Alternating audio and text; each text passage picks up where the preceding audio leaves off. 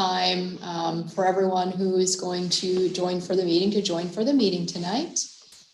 This is probably, let's see,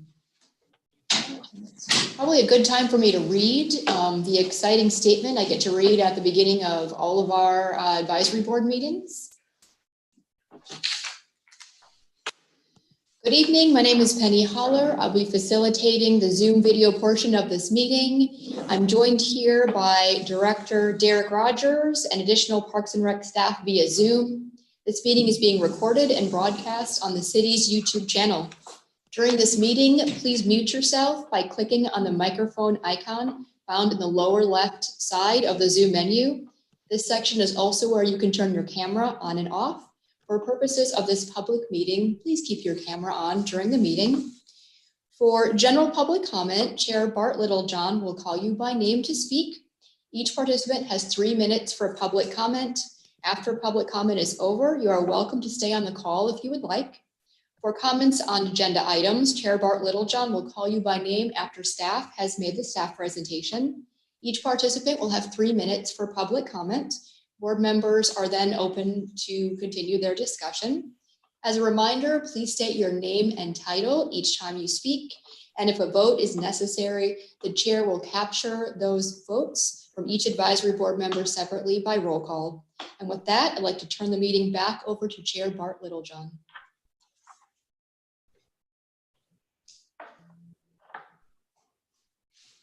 Hello, everybody. Welcome to the meeting. I don't know if you've had the opportunity, but if not, if you would, go ahead and take a chance to go ahead and review the last month's minutes for us. And while we're doing that, I have a brief statement as we're reviewing the meeting minutes. While everyone's reviewing the minutes, I'd like to make a statement regarding comments that were made at the last meeting, speculating on the opinion of city commissioners on one of our topics. It's really not for staff to make statements on commissioner support or otherwise for items that are discussed until they have a chance to do that at a public meeting. So we apologize for any confusion that may have caused.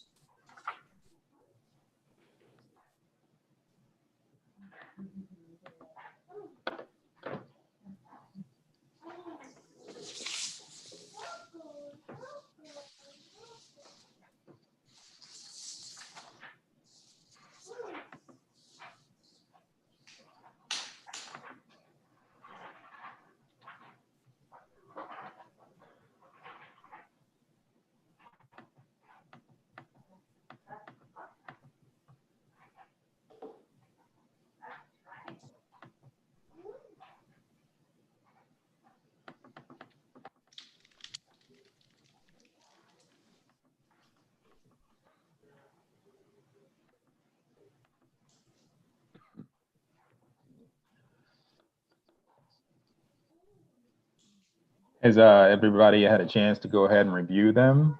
And if so, does anybody have any comments or questions regarding the minutes? Since I'm not hearing any, I would entertain a motion to go ahead and get the approval process started for it then.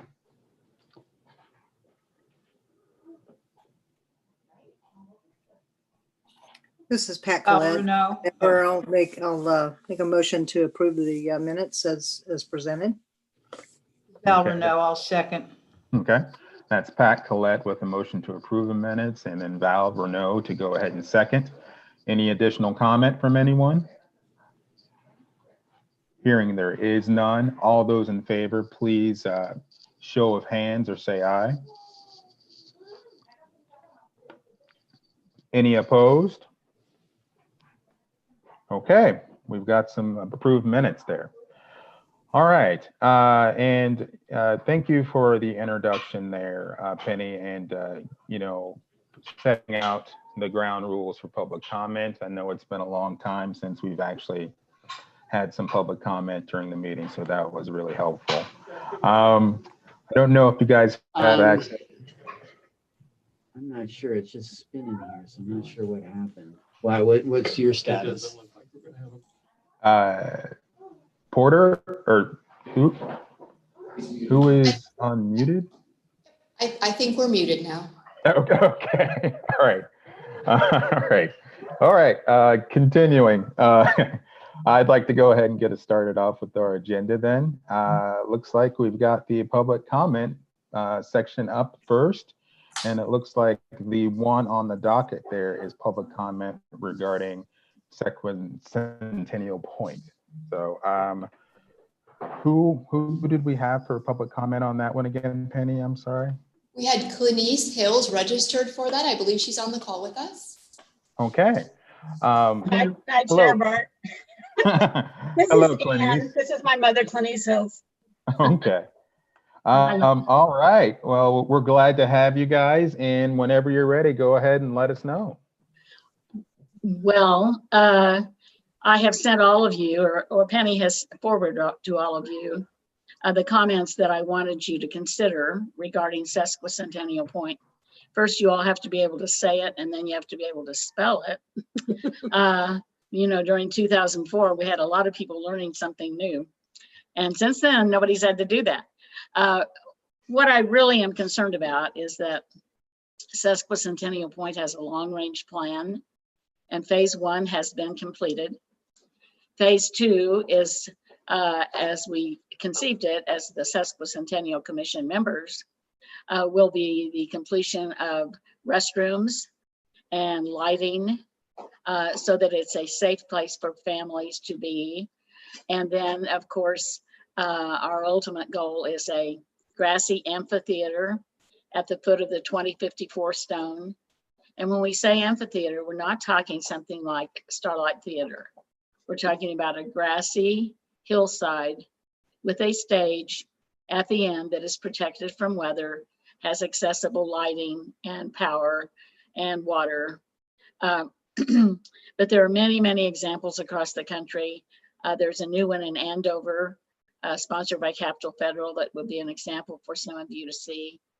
But there are many, many examples of small outdoor performance spaces, which Lawrence really does not have. We have stadiums, and we use that sometimes. But for things like theater in the park, or outdoor concerts, or award ceremonies, or anything like that, we need an outdoor performance space. And that is the legacy gift from the Sesquicentennial Commission planners for 2004. And we have expected that the Parks and Recreation Department will help us do that. I am steadily working, as many of our members are, trying to get sponsorships for stones for the point. But the fact of the matter is, it's kind of a which came first, the chicken or the egg kind of thing. In order to get people out there and to be aware of it, there just are some amenities that we really, really need. And I am extremely encouraged by the possibility of the road, because when 27th Street is extended, which I really and truly believe it will be eventually accomplished, it will go right past Sesquicentennial Point. And that leads me to my real point tonight, which is people are going to become more aware of it. And between now and the time that road is finished, I want them to become aware of a space that is inviting. No one expects it to be completed, but I do think that there are things we need to do before that road is completed to make it a friendly place for visitors. I think I asked at the beginning of the document that I sent to all of you, have you ever been to Sesquicentennial Point? Can I see a show of hands if you have been to Sesquicentennial Point? I don't see very many hands waving there. Oh, good. Thank you. Thank you. I say that because as Roger Steinbrock refers to this park as a hidden jewel. And once that road is in, it will not be hidden, but we want it to be a jewel. So I'll be happy to answer any questions you have. One of the issues I raised, and I want to be sure that you understand my reason for raising the issue. The Haskell stone for 1884 is in very, very poor condition. And I think that that is a bad public relations image for Parks and Recreation and for Sesquicentennial Point. So of all the stones there that need a little repair, that one probably should be replaced. And I'm assuming that you understand that when a person sponsors a stone, for example, the 1884 stone would cost $1,884 to sponsor it. We know that the stones do not cost $1,884. So a big part of that is a fundraising effort for the other parts of developing the point. But the idea of the walk through time and having each stone represented by the amount of dollars that match the number of years is kind of a marketing gimmick, but it's also been kind of something that people have kind of appreciated. So right now, 71 stones have been sponsored at the point. There are 151, and there should be 16 more in place that have not been put there yet. And eventually there will be 200 stones, 201 stones, because they're supposed to be there for the 2054 bicentennial celebration for the city of Lawrence. Not very many communities plan this far ahead, so Lawrence has a real edge on doing that, I think. And the fact that they have planned ahead means that we need to have the point ready, and we shouldn't sit around and wait till 2053 to do it. So are there questions? Thank you. Thank you for that information there, and it really helps to have some background. Does anyone have any questions for her? I do. This is Sandy Hall, board member. So is the commission a nonprofit? So if somebody wanted to donate, are they getting a tax deduction, or how does that work? We are a part of the Douglas County Community Foundation through the Fund for the Lawrence Parks and Recreation Department. So anytime a stone is sponsored, or we also certainly are happy to accept other gifts, but they go through the Douglas County Community Foundation, earmarked for Lawrence Parks and Recreation for Sesquicentennial Point. So yes, these are tax deductible. Okay, thank you. Thank you. This is Marilyn Hull, board member. Clinice, Hi, Marilyn. what specifically are you asking of the advisory board today?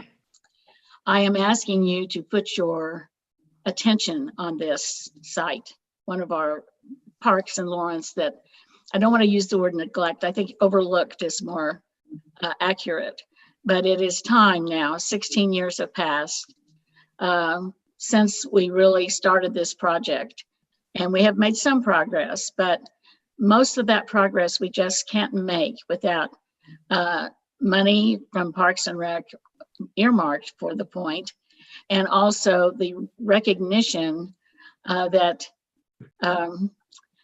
I'm very concerned, because I know that it's going to be very visible very soon. And I don't want us to have people saying, well, I didn't know that was there. Well, what is that? Oh gosh, it'd really be nice if they finished that place. Are there no bathrooms there? I can't take my kids on a walk. Those kinds of things. I just, I want us to be ready when that road goes by the point. I recognize it won't be complete, but I want it to be ready. That's one thing. The other is the signage. We need to have good signage on the road itself and at the top of the point that shows the plans and how to make contributions. Does that answer your question? You're muted, Marilyn. It does and it doesn't. I guess I'm looking specifically for an action that we can take. I mean, it seems like you're asking staff to do something, take better care of the property. Is that? Well, I don't want to put a bad rap on the staff. They are overwhelmed and understaffed. But I guess my real concern is the public image of this place, because everything that has been done so far has been done with contributions from people in Lawrence and Douglas County. And I want them to think that their money was well spent and to be happy with the state of the point at the time that they see it, because that'll have a lot to do with whether we are able to acquire more sponsorships. So I think I want you to have awareness for one thing. And I welcome anyone can send me an email anytime if you have a suggestion for a stone sponsorship. Because right now, Ann Woods, my daughter, has been doing all these fabulous videos and photographs, and we were going through the stories behind the stones, and we are publishing those stories on Facebook along with photographs. When that is finished, then I'm going to go through all the stones that are not yet sponsored, and I'm going to indicate possibilities for sponsoring those stones. Businesses, churches, organizations, families that have been very active in Lawrence history that might want to be a part of sponsoring one of those years. So that's kind of where I am. I just continue to be a volunteer for this. I think my brother, Bruce Roberts, is on. He's raised a lot of money for the point, and I know he has the same, shares the concerns that I have about it. So when you say action, I think more than anything, it's raising awareness, because you are a public body, you are an advisory group, and while you do not give staff instructions, you certainly can indicate your feelings about things that they might be able to do. Thank you. I see John Nalbandian's hand up. Thank you. Go ahead, John. This is John Nalbandian, board member. Have you communicated with the Watkins Museum? And Oh, yes. So is Yes, there a good relationship there? Oh, it's a very positive relationship. I think that every 501c3 organization in Douglas County is also a little competitive because we want to we all want to raise money for our purposes. But no, Steve Novak and I have a great relationship. And I know that there are lots of things that, for example, sharing the stories of the behind the stones is something that is helpful to them as they plan their exhibits and know, you know, certain families or organizations or events that should be included. But if, and you know, I think this would be a question that Derek would have to answer. If it's possible for us to be a partner in Freedom's Frontier, I think we should be, because there's a high visibility in becoming affiliated with Freedom's Frontier. And I believe that that is possible. Today on my radio show, I interviewed Holly Zane, who emphasized that there are many parks and recreation departments within the Freedom's Frontier partnerships that are partners of Freedom's Frontier. So I would urge you all to consider that and get Jim Ogle and Holly Zane in to talk to you about a partnership, because it's not just the point. There are many historic parks in Lawrence. Do you know where the city commission is in terms of their awareness of what is going on? That's an excellent question, John. And today I do not know that answer. I know that when we brought this idea to them in 2003, they were very supportive. And of course, we were very fortunate to have some funding to help us get the commission off the ground. So, but I can't speak for the current commission. You might want to see whether you can get on their agenda just to bring an update. That's all. Mm-hmm. That's a good idea. Thank you. I wish that Bruce could chime in. I'd be delighted to chime in if I'm recognized. Penny, would that be for this particular item, or would that be like a general comment kind of thing? We are currently in general public comment. Anyone is able to have 3 minutes to speak on any topic they would like, except for those items on the agenda. However, they could speak now generally, and they could speak later on agenda items. Okay. All right, Bruce, you're up. Well, thank you very much.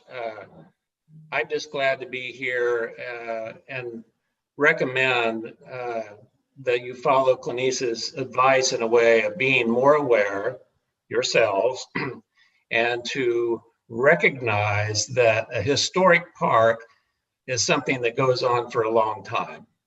And I know, having been involved with the commission 16 years ago, It was very focused and we worked hard. We actually created enough money to create the place. And then ever since, we've been kind of struggling to keep it before our community. And so I just simply echo her comments about you all being aware, go to the place and do your very best to understand what it is for the community long-term. 2054, still a few years away, right? But I know in our hearts, we had the thought that this would be something that would always be remembered, not only by present community members, but by all of the members that came before them who sponsored the memories and histories of Lawrence. So the first thing I'd recommend, if you have never done it, is read the stories of the Stones. It's a very, very good metaphor for documenting and keeping people connected with the history of Lawrence. So that's all I'd like to say.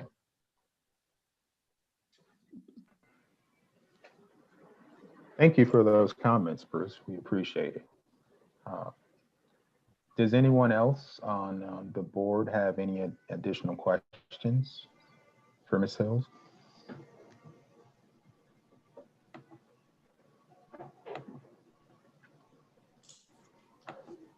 Okay, not seeing any.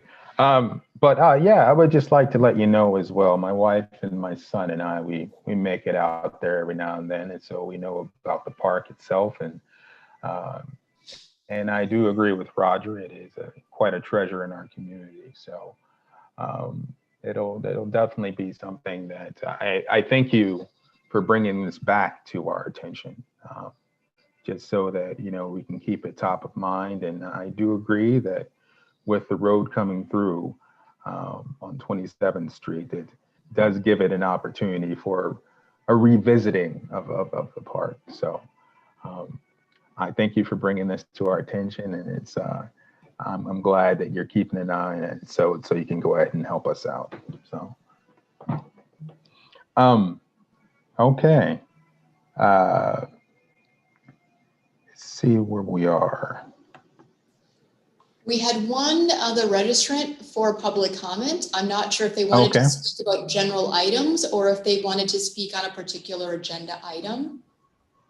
That's right. Who is that additional person? John Shelton registered. I'm not sure if you'd like to speak now for general public comment or join for an agenda item. Well, it was really the agenda item and the Mutt run deal. Okay. So, you know, I can wait till then. That's fine. Okay, Mr. Shelton. Yeah, not a problem. All right. I'll go ahead and move us on then.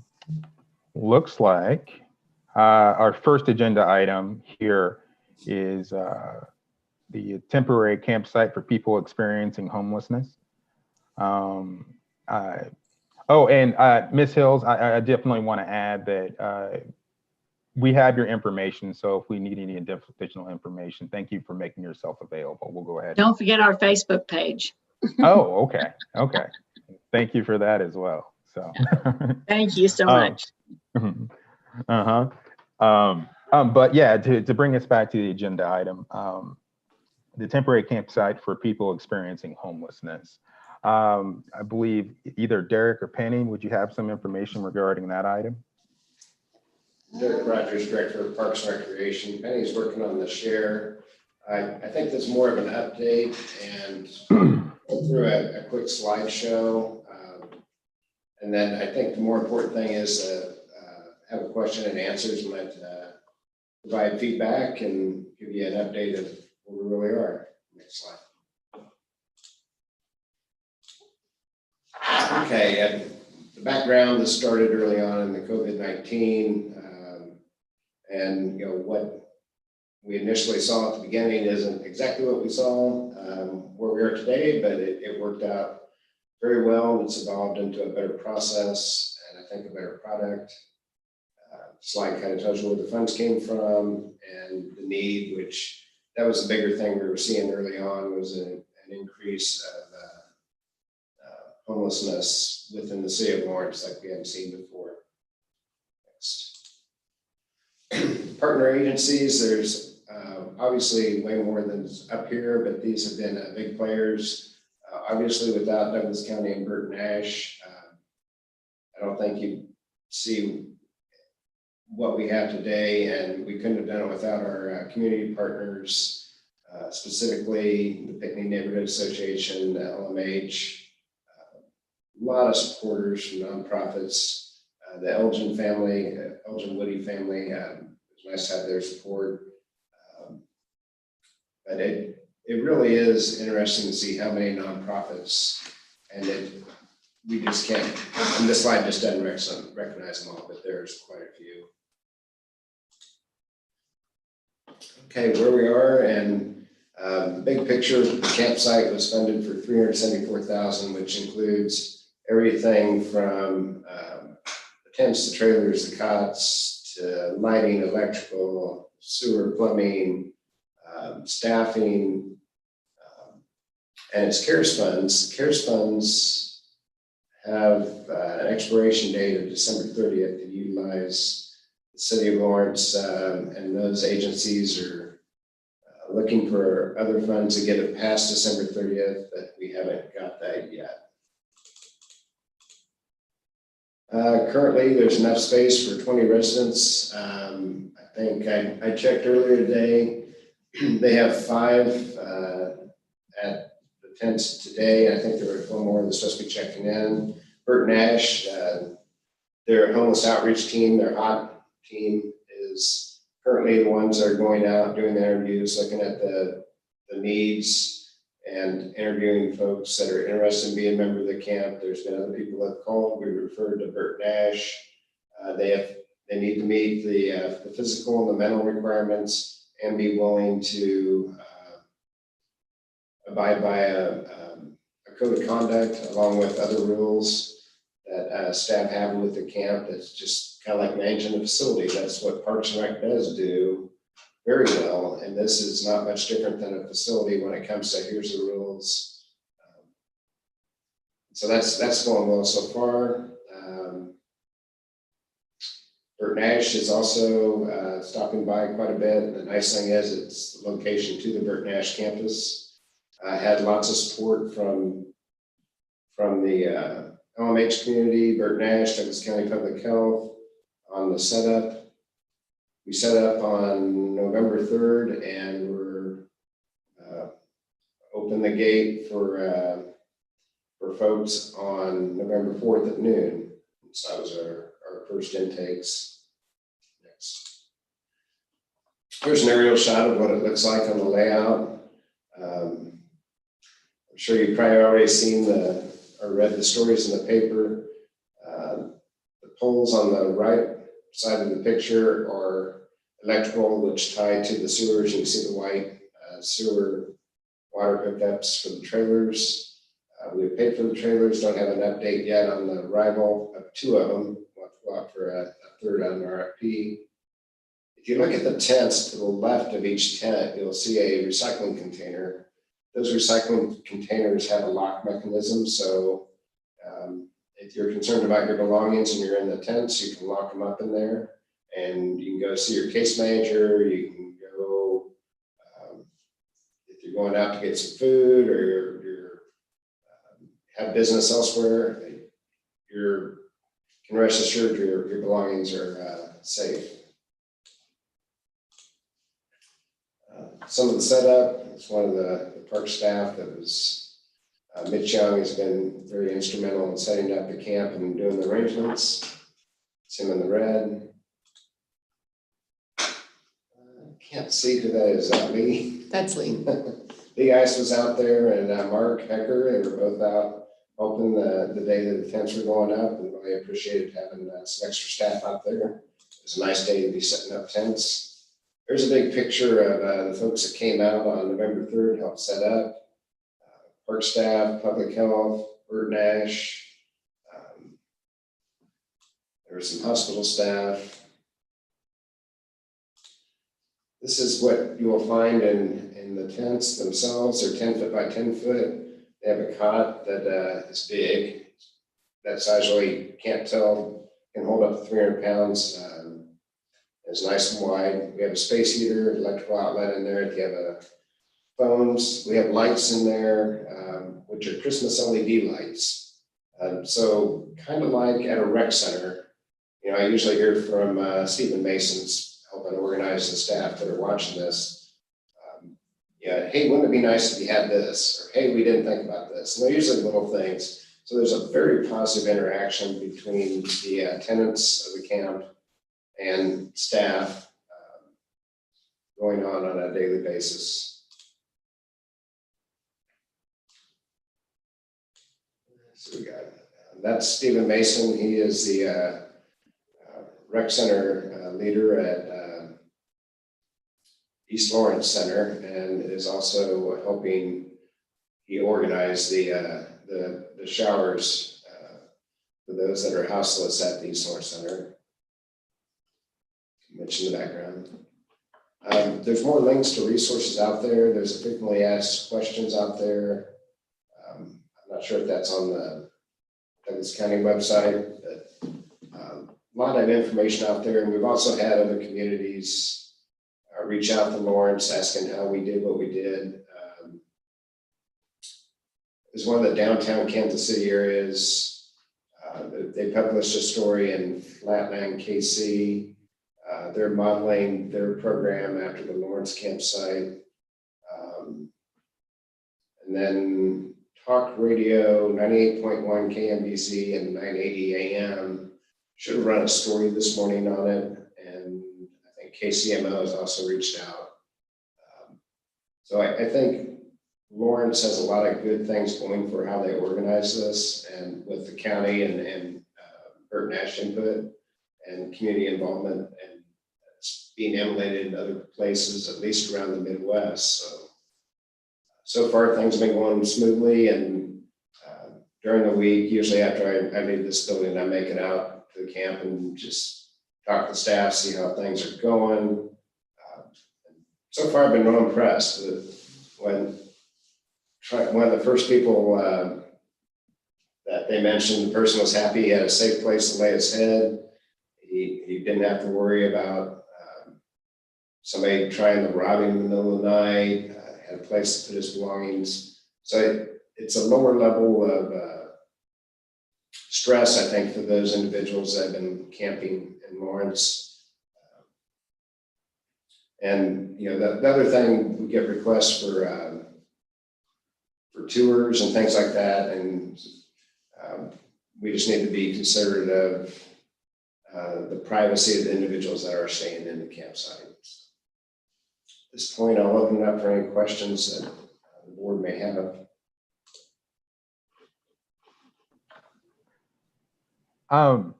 Thank you for that presentation, Derek. I appreciate it. I think the board would also like to know, just full disclosure, since this campsite is in Pinckney neighborhood, I have previous knowledge of the campsite, and have talked with both Derek and Jill Jolicoeur from the county regarding the campsite. I think the board would also like to know too about the extent of the trailers. That one of them that will be a laundry and a shower trailer. So the amenities have yet to be fully quantified there. So I mean. And thank you for bringing up the laundry. The RFP went out and nobody delivered a laundry trailer in the first RFP, so we went out with a second RFP to try to get that one. So the first priority is try to get the showers and the latrines to Lawrence first. And there's another RFP out. I'm not sure when it closes. The laundry, we did get with a local laundromat, and so we have a way for the individuals in the camp to get their clothes laundered. And I did hear of an individual that's already done that, talking to staff, so that's working.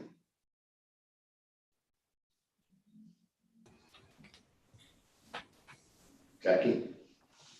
Hi, I see that Val Renault had a question up there.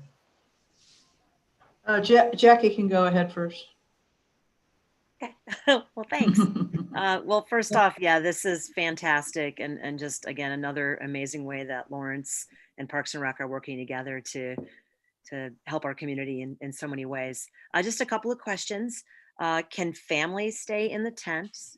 Because I know you said up to 300 pounds on the bed, so I'm curious about that.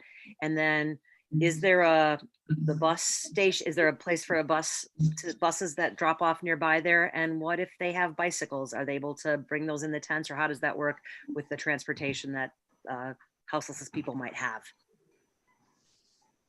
Derek Rogers, Lawrence Parks Recreation.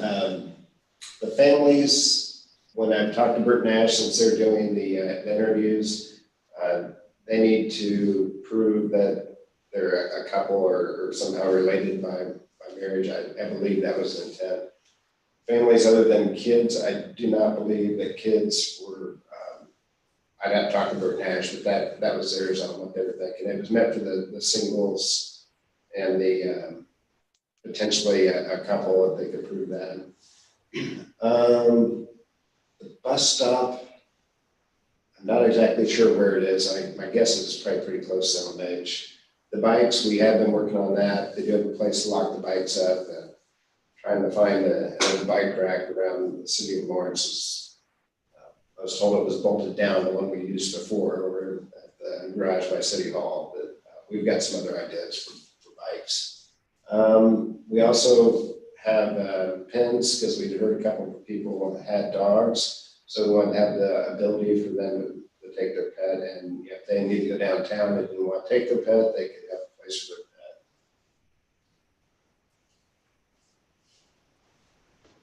their pet. Okay. This is Val Renault, board member. I agree with what Jackie and Bart said. I'm really proud of the city, and I just, had a few detailed questions. In addition to what Jackie asked already, will the space heaters get people through the winter, do we think? That remains to be seen. I think it's always one of those things that it's a dynamic. 1500 watts should provide a lot of heat. The way the tents are made, they're two-piece tents. It's a 10 foot by 10 foot on the inside, but it has a vent in the top that's maybe 1 foot by 1 foot across. So I would think that maybe there's components to the tent that may need to go up in there. I was reading with a space heater, you should be able to keep warm.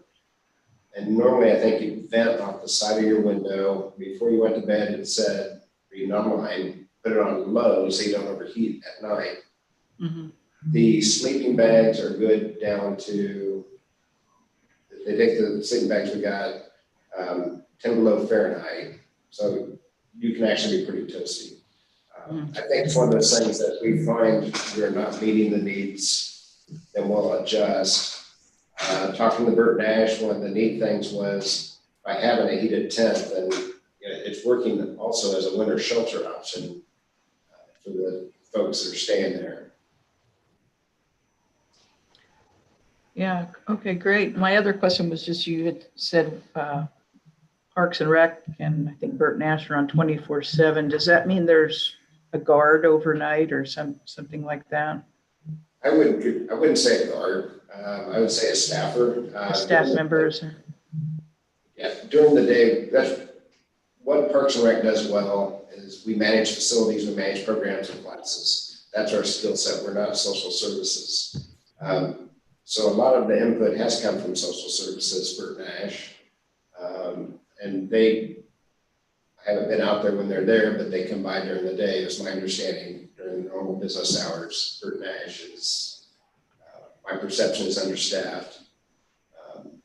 So it's been our staff around the clock. Now, with the folks we've hired, one of the individuals we have working there I was very impressed with.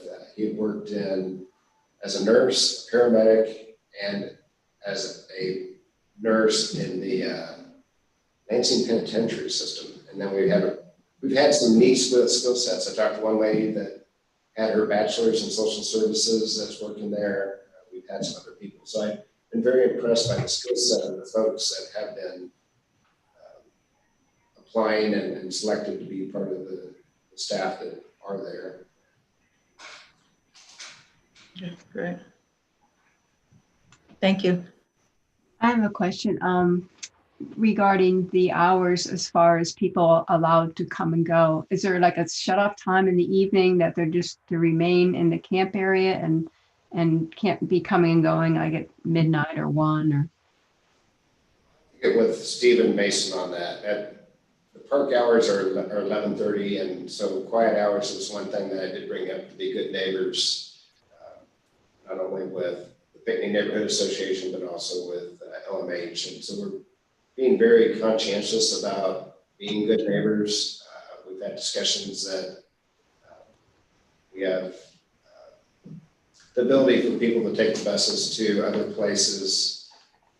LMH with COVID-19 isn't set up to deal with people wanting to go outside and get warm, and we have tents for that.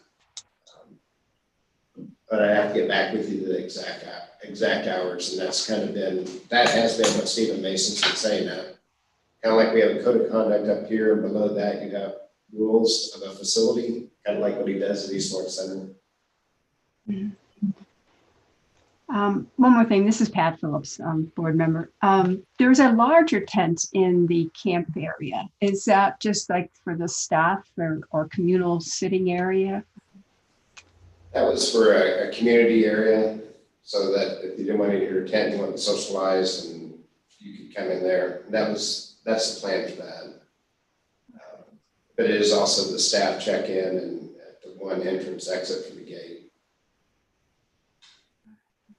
You know, I did drive down there, and I just want to echo what Val and Jackie said, that it's so impressive, the different layers of that we're connecting with people where they're at, you know, where the tents, and then we have housing back there, and then we're gonna have a crisis center. I mean, there's a lot of pride I felt in our community, looking at, you know, meeting people where they're at. And I really appreciate Parks and Recs being involved in this manner.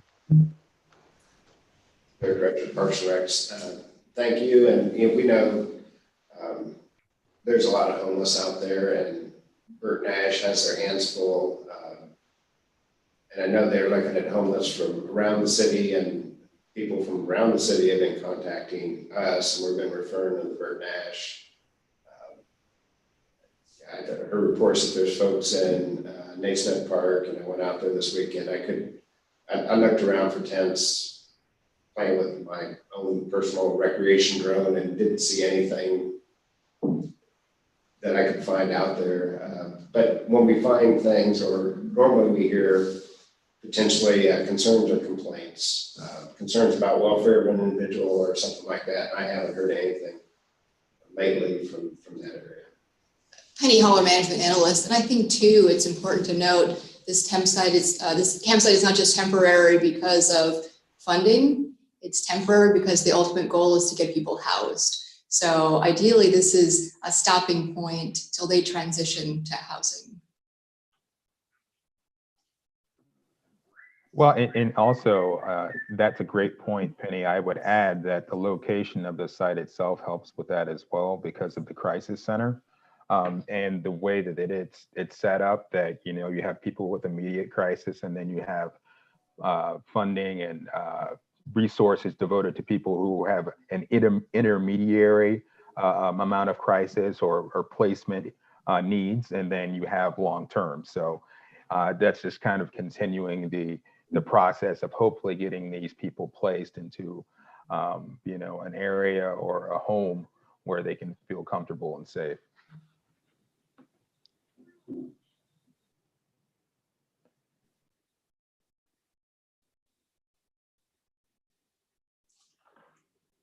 I apologize, Jackie, that I cut you off earlier. I didn't see you there.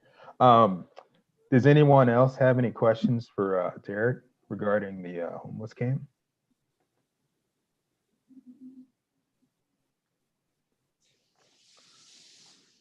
I'm not hearing or seeing any. All right. Thank you for that presentation, Derek, and please keep us apprised of any developments regarding this project. I know that people in my area of the community have definitely been interested, and so I can only imagine the other board members have gotten inquiries regarding it. So thank you guys again, and yeah, you guys do great work. All right, to go ahead and move us on, I believe our next item is the Mutt Run Off-Leash Dog Park, and specifically the community engagement portion of that. And I believe we have someone here for public comment regarding that. I believe that is John Shelton. And just to remind me, Penny, are we going to do the public comment first, or are you guys going to present first? Traditionally, we would do the staff presentation first and then open it up for public comment. So if we want to follow that format, we would have Mark Hecker present and then open it for public comment. Okay, let's go ahead and do that. And John, if you can go ahead and be patient with us, we'll go ahead and have the presentation here first. No problem. Thank you. Thank you. Appreciate it. All right, Mark, if you would, go ahead and let us know. Hi, everybody. Mark Hecker, Assistant Director of Parks and Recreation. As you know, or most of you know, we had our second meeting with the dog park folks October 28th. A number of you were able to participate with us, which we appreciated. We had 30 to 40 folks. We kind of broke up into study groups, and we talked about 3 or 4 different questions and got input from everyone. Pretty valuable input and pretty straightforward comments. I kind of appreciate, everybody kind of speaking their mind a little bit. We came to a number of consensus items, things we want, things we don't really want. So I was pretty encouraged with that process. As far as the consultant for the road design / public engagement, the RFP has been sent out for that. It's due back November 20th. So that RFP will hire a consultant that will do all the public engagement with the steering committee and look at all various options, build, no build on road. So the road portion of that will be handled through that process.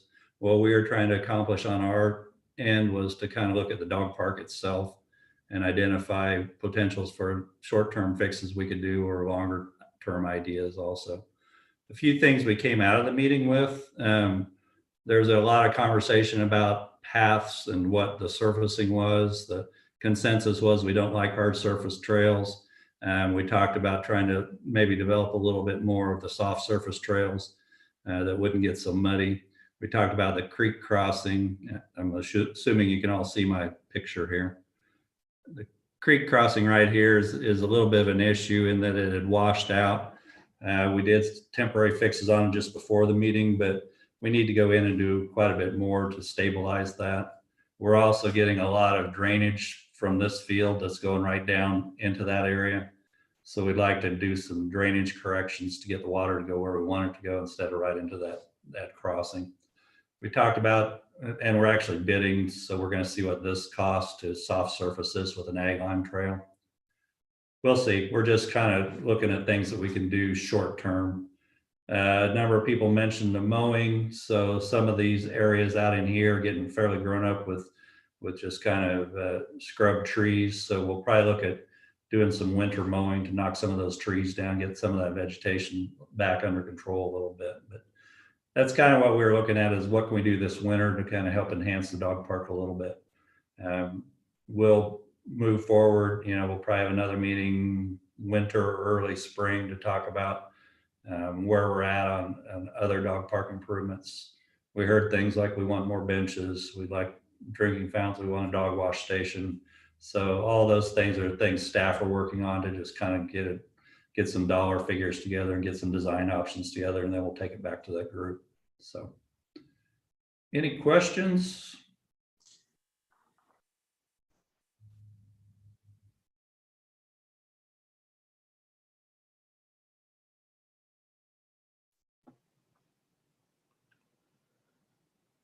Okay, I'm not hearing any or seeing any, but if I'm mistaken, just let me know.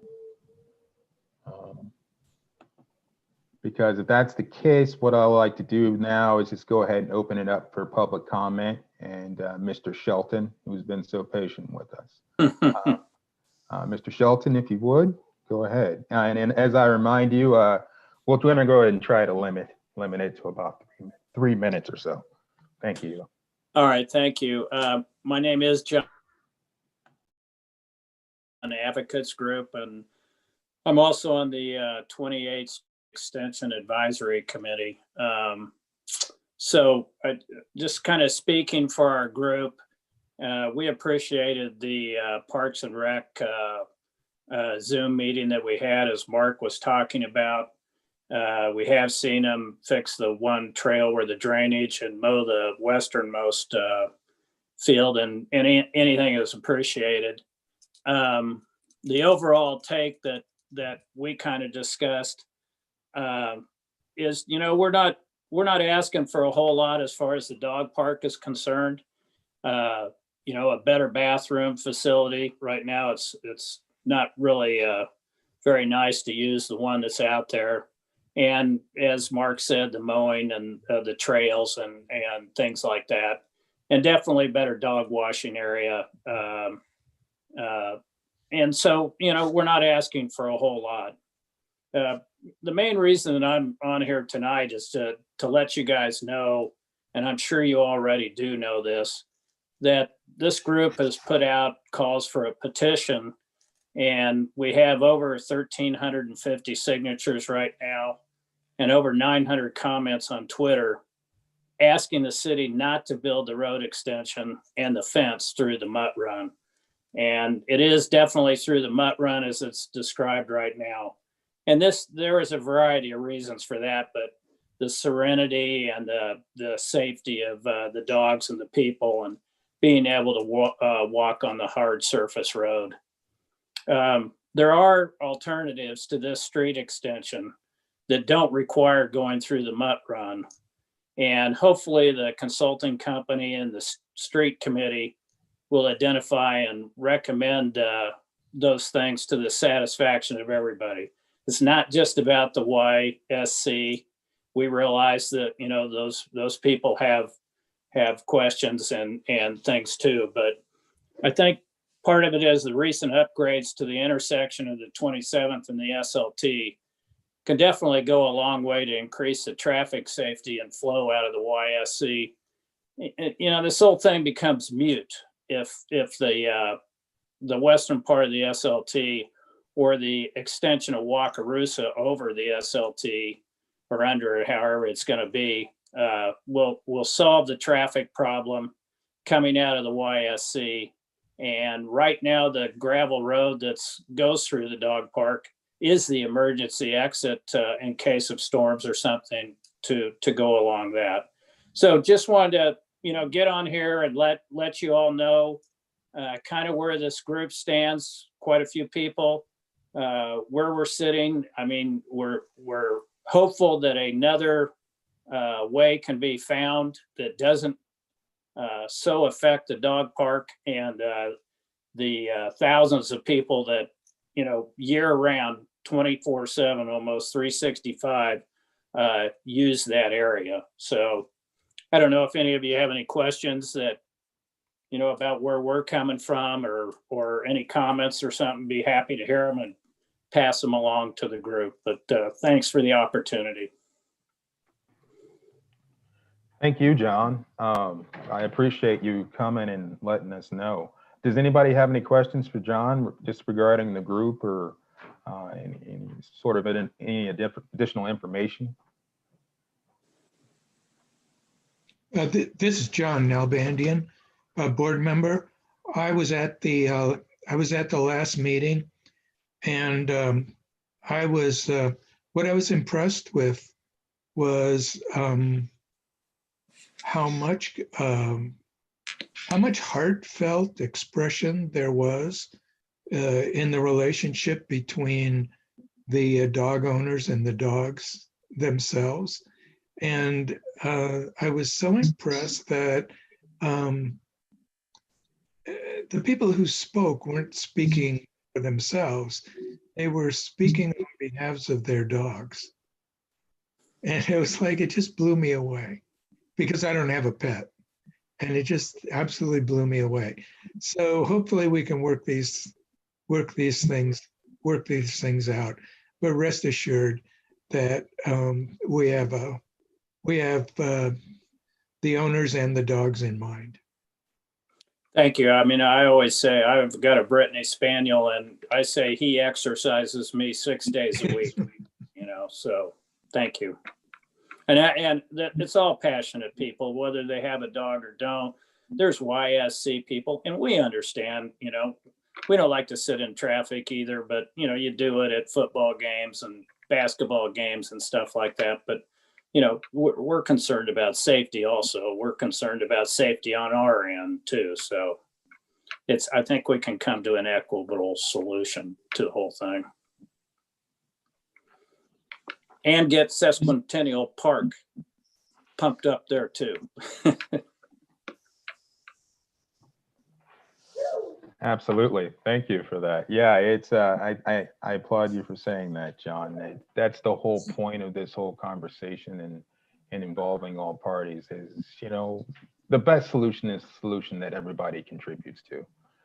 Because otherwise people are going to be disenfranchised, and that's something that we don't want. We want something that works for all of Lawrence. So if at all possible. So I'm really happy to hear you say that. And of course, Sesquicentennial Park is part of that as well. And but I would echo what John said, that, the brief time I was part of the group, and to learn exactly from your point of view, the amount of passion and knowledge and breadth and depth of the area in itself and the nature involved was pretty impressive. So hopefully we can go ahead and just find that solution. So. Does anybody else have any additional information or any questions for John while we have him? So.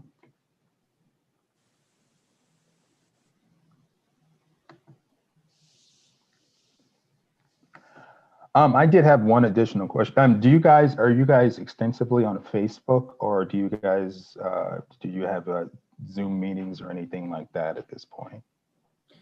As far as the group goes, well, we have there is a dog park Facebook page. It's, as I understand it, it's run by a woman that doesn't live in Lawrence anymore, but was passionate about the dog park. And we're really not, although sometimes she will post some of our things on there, we really don't have that page. Like I said, we have an emailing list of over 1,350 people.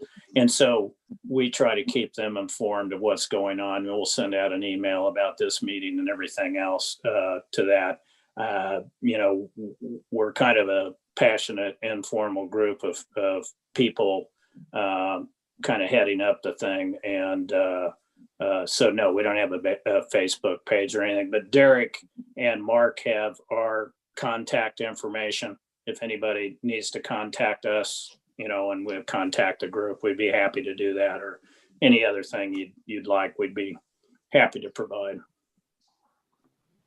Good deal. Thank you. Appreciate it, John. All right. There's no additional questions for John. I think I'll go ahead and move us on our agenda. And thank you, John, again for coming and contributing your information regarding this subject. Thank you for having me. Appreciate it. Absolutely. All righty. Looks like our next item is the any concerns of the board members or items of interest. Does anyone have anything?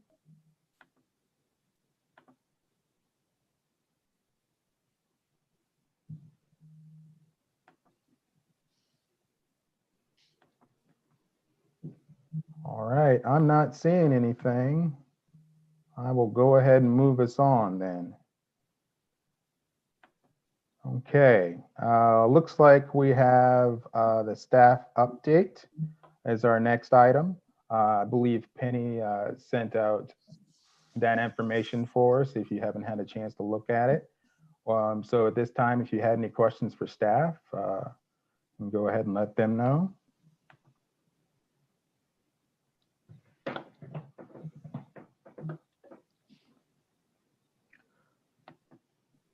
Which, by the way, I wanted to go ahead and let you guys know that, as always, bang up job on both the vegetation and getting the lights set up.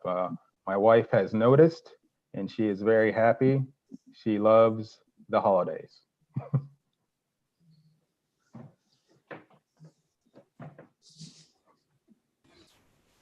This is All Pat Phillips, board member. I appreciated the feedback that some of the parents gave. I think it was Annette with working with the kids with IEPs.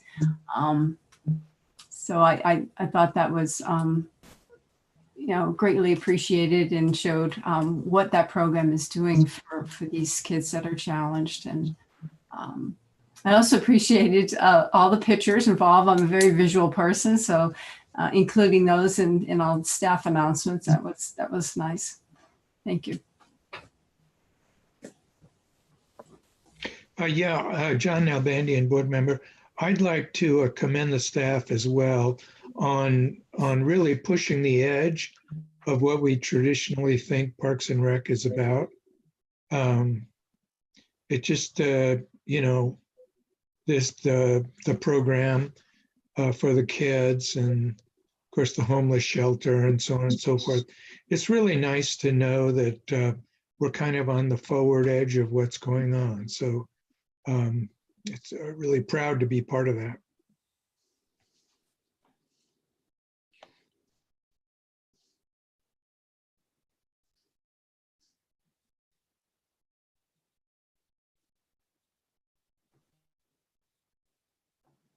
All right. Thank you for that, John. Okay. I think that's it for us. If nobody else has anything else, excuse me. I'm sorry, Penny, were you? Can you? Derek Rogers, Director of Parks. I'm sorry, Derek. I do want to bring something up. I think it's in the notes. I'd have to go back and look. We've expanded the hours, and we worked on that for a good month. And if you looked at the Douglas County Public Health website, our numbers were real good when we started doing all that. Started getting a little looser, and we're still doing really good, in my opinion, compared to the counties around us and even some of the other cities within Douglas County. But if you noticed, I think last week, numbers were increasing. If you're tracking this week, I think we just need to be prepared that we might have to slow down and take a step backward potentially. And so we've got our eyes on that. But our guidance has been through this process. We've been dynamic and we've been engaging with public health, and we'll continue to do that. So even if we do take a step back, we'll continue to work with our partners on what can we do and what can we offer, because I know it's going to get colder and people are going to want to do stuff. But I do want you guys to be aware, and gals, if you look at what the public health is kind of flashing in front of them, that the numbers aren't going the right direction right now.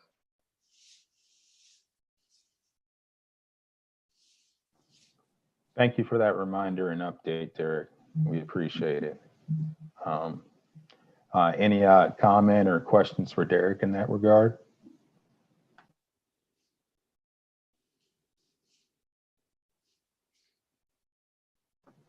All right, I'm not really seeing any. Okay.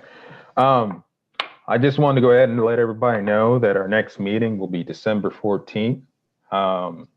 But after that, at this time, I'll entertain a motion to adjourn if no one else has anything for the good of the order. Marilyn Hull, board member, I move we adjourn. Okay, that's a motion from Marilyn Hull. Is there a second out there? I'll second it. John Nalbandian.